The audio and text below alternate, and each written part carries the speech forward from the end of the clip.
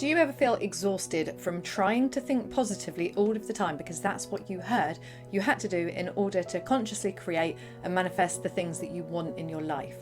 If so, this video is for you. I'm going to share with you why I stopped trying to think positively all of the time, and I'm going to share 3 tools with you to help you navigate, manage and transmute negative energy, negative emotions and negative thinking as and when it comes up for you.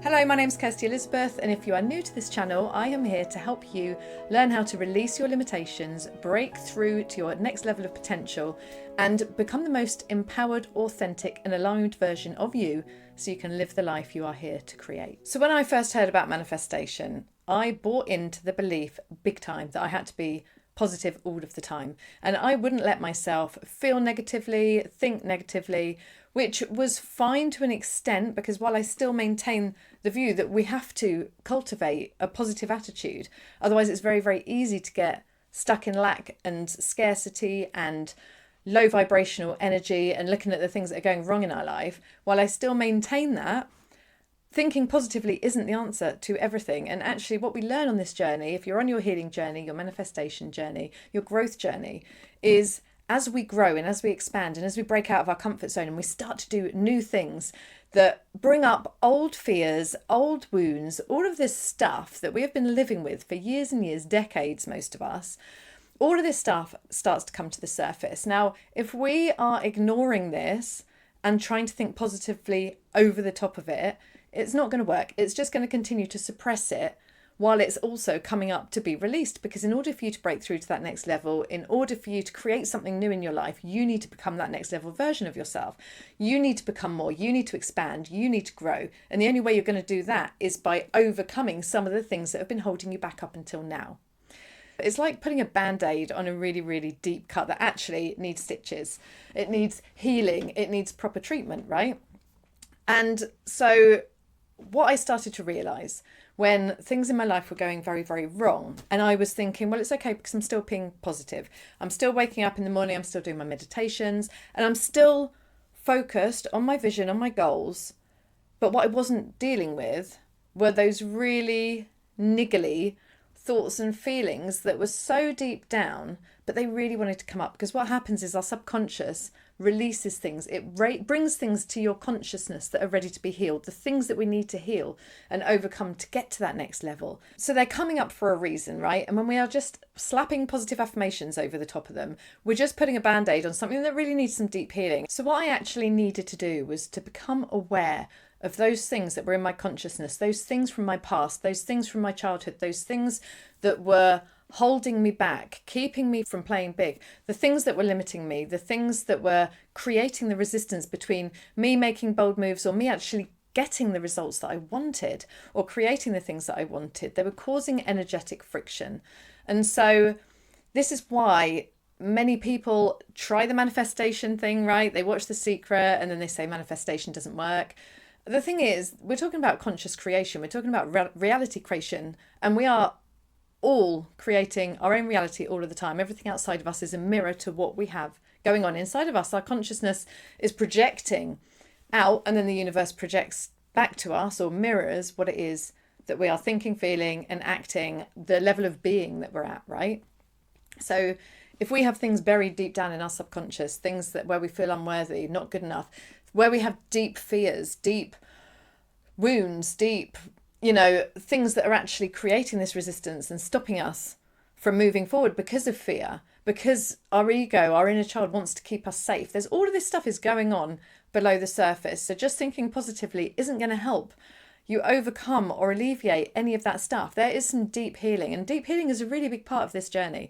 And it is not something I realized or really understood, to be honest. I just wanted to manifest some stuff, right? I just wanted to do this so I could get this. But actually, our whole consciousness, whether we're aware of it or it's in our subconscious, is creating on our behalf 24/7.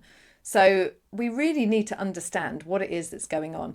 And if we're feeling very, very negative for a long period of time, or these really negative thoughts keep coming up, and then we recognize that it's a belief system that we got. Your beliefs create your reality. Everything that you believe to be true, you are going to be experiencing life through that lens, through that filter, through those perceptions, right? We have 1.5 million bits of data coming at us all day, every day. And our conscious mind, our reticular activating system, can only process 55 bits of data a second. So there is so much data around us. There is so much happening. We've got all the ideas, everything that we need, the path, the people, the synchronicities, everything is all around us. It's ready for us to tune into it, but we are only tuning in to what our belief system is allowing us to perceive, and therefore allowing us to experience. So we need to understand what these are. We need to understand the parameters that we're operating through. We need to understand the lens that we're experiencing life through, because until we change that, we can't change our experience, right? So thinking positively, slapping some positive affirmations on that is not going to do anything at all. Your conscious mind is 5% of your mind, and your subconscious mind accounts for 95% of your mind. So we are living on autopilot nearly all day, every day. And meanwhile, our subconscious is creating on our behalf. So it's so important that we understand what is actually in there that is creating on our behalf and bringing us the things. So when we have these negative thoughts, we want to get curious. We want to, without judgment, we want to start becoming the observer. So this is the first tool, is learn how to become the observer of your own mind. And this might be a bit weird and hard for you to understand what I mean. And this is where meditation really helps, because in slowing the mind, in just sitting with your thoughts and just being and moving into your heart and soul, rather than being in the mind constantly, you start noticing what you're thinking. You start noticing the thoughts that come up. And this is really, really powerful, because if you do that every day, then you start noticing the thoughts you're thinking, and you might even start questioning them and thinking, do I actually believe that? Because you've got this inner voice that is constant. It's going on and on and on and on and on. You don't have to buy into it, or you don't have to believe it. It's just a program. It's like a record that's on repeat, right? It's just playing over and over and over and over and over again. So the more aware we can get or become to that record, to those thoughts that are on repeat all the time, the more we can just stop and choose whether we want to believe it or not anymore. So the reason we're feeling negative emotion is because we're buying into those thoughts. We're buying into their beliefs. They're making us feel a certain way. And we might also have suppressed emotions from traumas that we've been through past mistakes, through failures. We might be experiencing on a much deeper level a great amount of grief, of shame, of guilt, of disappointment. And all of that might not be in our conscious awareness, but it's going to be stopping us from being the person we desire to be, that we're here to be, and from creating the things that we want to, from moving towards our goals. You'll hear yourself say things like, I can't do that because I'm not X, Y, Z, or you'll look at other people, you'll get into the comparison game and then say, well, it's okay for her because, you know, she's this, that, and the other, and I'm not like that. So it gives you kind of a get out to not have to go after your goals because you're telling yourself you can't. This is all coming from those subconscious beliefs, the subconscious identity, the ego, the inner child, because they want to keep you staying the same. And even though your soul is crying out for more, wants you to be more, do more, achieve more, be the person that you're here to be. But meanwhile, your inner child and your ego are like reining you back in and keeping you small by feeding you these thoughts and emotions and keeping you stuck in a low vibration so that you can't expand. And actually you become very contracted and very small. And then you just lose complete faith in yourself and in your ability to do anything. So the first thing is to just become an observer so that you can train yourself to listen out for the thoughts and then reject them when you want to. You don't have to buy into them. So the second thing is really learning to transmute your emotions. This is so important. Your emotions are trying to tell you something. Abraham Hicks always called it a navigation system. Like they are there telling you where you're at. So I like to go a bit deeper on this and say, like, they're actually giving you a message as to what is there to be healed, what is there to be released. They're communicating you to let you know that you're going to be stopped from going forward and further on in your journey or achieving that goal unless you deal with this issue, this trauma, this memory, this pattern, right? The repeating patterns. And so it's finding ways to really learn to understand what the emotion is telling you and then to transmute it. So some of the most powerful ways to transmute your emotions so that they can come up and be heard and be felt and bring yourself back to a neutral place, and often even a much higher vibration afterwards because you've processed it. You've let whatever message is trying to come up be heard and witnessed and managed and sent love to. So EFT is a brilliant way to do this because by doing EFT, and Brad Yates is a really good person on YouTube that you can watch for this. It's tapping. There are certain spots you need to tap on your face and on your body to help move this energy, to help process it through. And at the same time, you are giving voice to the limiting belief, voice to the fear, voice to the anxiety, whatever it is. And then you are reframing it. And then you are turning it around into a positive affirmation. So instead of just saying, I'm going to think positively, you're actually giving voice to what it is that feels negative, that feels fear, that feels scared, that feels sad, that feels anxious. And then you are transmuting it so that it can be released from your body, from your energy, from your subconscious, so it can come up and go rather than just holding you back even more and being suppressed even further down. And then you're in a place where you can actually reframe and think positively and create positive affirmations, because now you are at a different vibration, you are in a neutral space. So you're not trying to shove something positive onto something negative, you're actually releasing the negative and allowing yourself to feel into the positive, which is so much easier because you're not fighting yourself anymore. There's nothing there to fight. So that is the second one.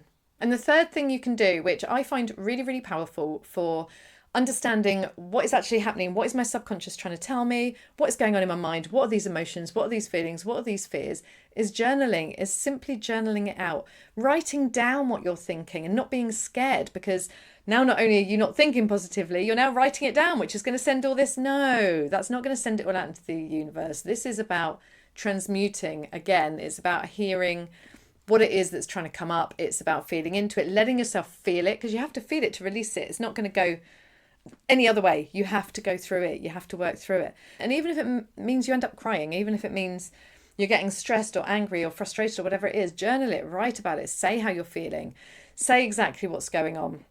And then by doing that, you will find that you start naturally coming back to a neutral position again, because you've allowed it to be voiced. And now you know exactly what's been going on, and now you can manage it. And again, if you need to do further work, you can do the EFT, or, the other one I was going to tell you was Ho'oponopono. Ho'oponopono is fantastic for helping you clear just about everything. And I'm going to do a whole video series on this because it's so powerful. But Ho'oponopono is an old Hawaiian prayer, and I'll go into it in more detail in another video, but it's for forgiveness and reconciliation. And what it actually does for you is it helps you release faulty programming. They call it faulty data.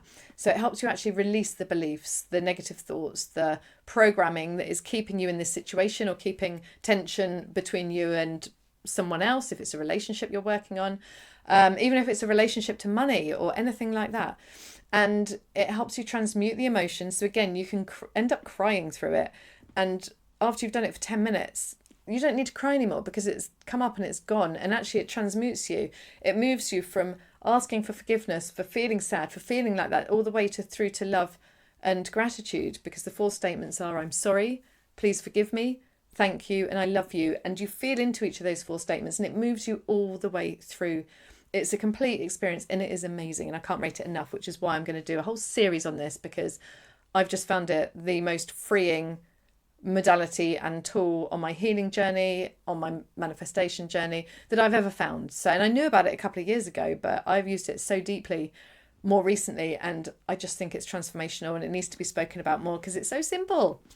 So your 3 tools are becoming the observer, doing meditation so that you can start separating yourself from your thoughts instead of identifying with them and your feelings, processing your emotions through things like EFT, Ho'oponopono, breathwork's another one that you can use for it. You can go to the gym, you can go running, you can do all sorts of things to just change state and shift that energy. But I personally like the tools that allow you to feel into what it is that it's trying to tell you and understand the thoughts and beliefs that are behind it.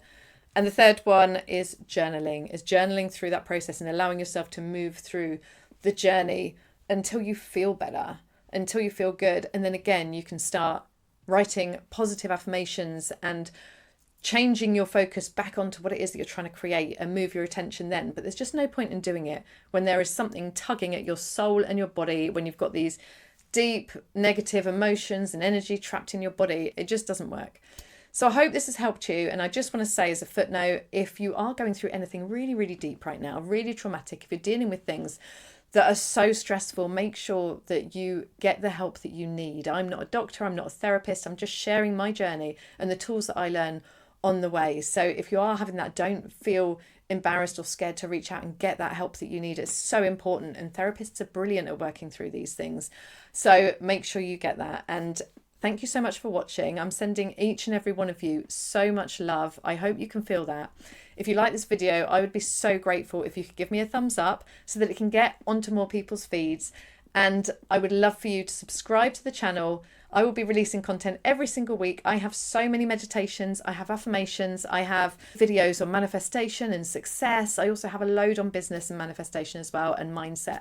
I'm going to be talking more about healing, more about energy, more about spirituality as I go through now. So I would love you to join me, and I just want to say have an amazing day. Thank you, and I'll see you in the next video.